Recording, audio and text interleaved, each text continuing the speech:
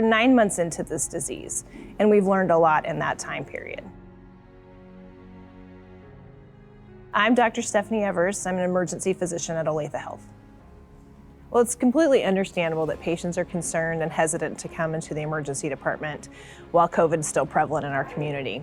But from the very beginning, Olathe Health has taken all of the steps that we need to make sure that our patients and families are safe. We follow the CDC recommendations regarding universal masking, health screening, and all the infection control procedures to keep everybody safe. The biggest thing right now is that patients they're not sure what to do.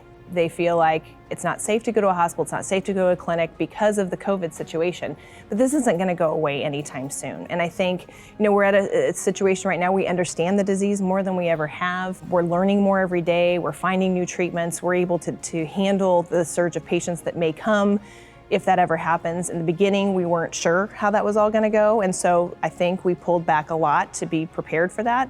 What we found out is that we can handle it and that we are able to manage that. And actually, even this last round of patients that we've had, they do better. They aren't getting quite as sick. We aren't having as many on ventilators. And so I think that we're getting to a point where we have to kind of learn how we're going to live with this disease. What we're seeing is now a new epidemic that's starting in the wake of COVID. And it's not related to the virus or complications from it. We're seeing this huge surge of patients who are acutely ill who are coming into the emergency department. So when chronic conditions like diabetes, high blood pressure, heart disease go unchecked, that presents as acute strokes and heart attacks and kidney failure. People are delaying going in for their mammograms and their colonoscopies and other cancer screenings, and so we're making new cancer diagnoses in the emergency department with far advanced disease.